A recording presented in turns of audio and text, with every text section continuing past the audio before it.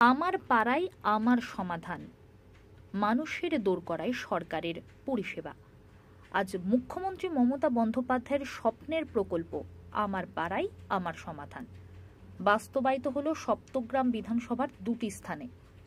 এই কর্মসূচিতে সাধারণ মানুষ তাদের সমস্যা সরাসরি জানাতে পারলেন প্রশাসনের কাছে।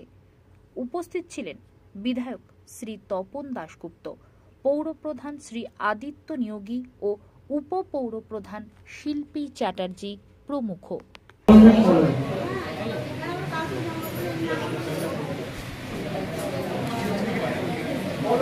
আমাদের 14 নম্বর বুথে প্রবলেম হচ্ছে, আমাদের ওখানে হাইমার্স, প্রথমত হাইমার্স নেই, একটাও লাইটের সমস্যা আছে, প্রতিটা ফোনের লাইট কাটা, বেশিরভাগই আলো নেই, কারণ সব বন্ধ করে রয়েছে আপাতত।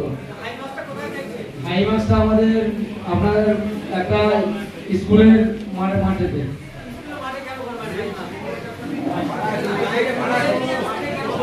মন্দিরে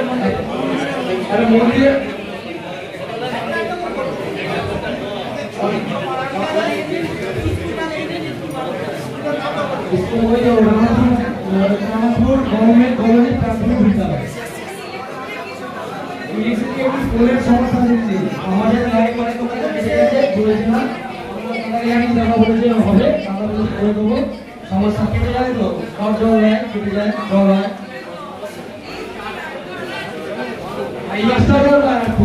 যদি কোনো কাজ থাকে নিশ্চয়ই আপনারা নথিভুক্ত করাবেন।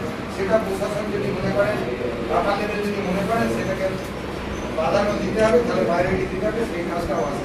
সুতরাং আপনাদের মোটামুটি আমি বলে দিচ্ছি যে কাজগুলো আছে, সেটা হচ্ছে সবুজের পরিকাঠামো, মুক্ত ব্যায়ামের জায়গা, গাছের সুরক্ষার জন্য বেড়া, হাঁটার পর পার্কে বেঞ্চ, পার্কের ব্যাপার, ব্যবস্থাপনা যেটা আছে সেটা হচ্ছে জনসাধারণের জন্য গোয়ালঘর, পানীয় জলের ব্যবস্থা করা যেতে পারে। ইলেকট্রিকের যে সমস্ত কাজ আছে, পাবলিক ওয়ারিং, মানে মেনটেন্যান্স করা যেতে পারে, ট্রান্সফরমার ব্যাট, অভ্যন্তরীণ বিদ্যুতায়ন মানে ইন্টেরিয়ার ওয়ারিং করা যেতে পারে, যেটা ওই অ্যামাউন্টের মধ্যে আনতে হবে।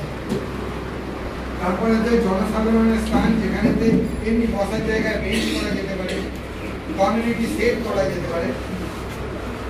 আর বাজারের সামগ্রী বিক্রয় করার জন্য স্টল মেরামতের নিষ্কাশন মানে ড্রেনেজ সিস্টেমের একটা ব্যাপার আছে, প্ল্যাটফর্ম, সমতল আলোর ব্যবস্থা, এগুলো করা যেতে পারে। সাংস্কৃতিক পরিকাঠামো, ছোট মঞ্চ, যেটা উইদিন দ্য টেন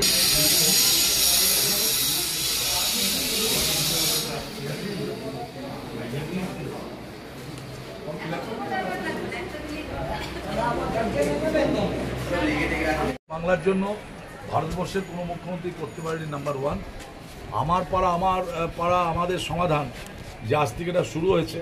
আমার বিধানসভা তো শাহগঞ্জে 1 নম্বর, মানে আমার বিধানসভা 1 নম্বর ওয়ার্ড বাঁশবেড়িয়া, ওখান থেকে শুরু হয়েছে। এখানে মহানার থেকে শুরু হয়েছে।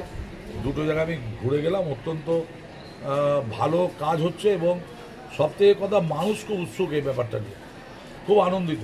আমি দেখলাম প্রত্যেকটি জায়গাতে প্রচুর মানুষ, সাধারণ মানুষ এসছে, বাড়ির মহিলারা এসছে, তাদের বলছে আমরা সবই পেয়েছি, কিছু কিছু যেটা আছে সেটা দিবান, ওরা 10 লক্ষ টাকা যেটা দেওয়া হবে তার জন্য। কেউ বলছে যে অঙ্গনারীর ছাদ দিয়ে বৃষ্টির জল পড়ছে, কেউ বলছে একটু রাস্তা বাকি আছে 20 ফুটের মতো, কেউ বলেছে একটা হরিসভা করে দিতে হবে।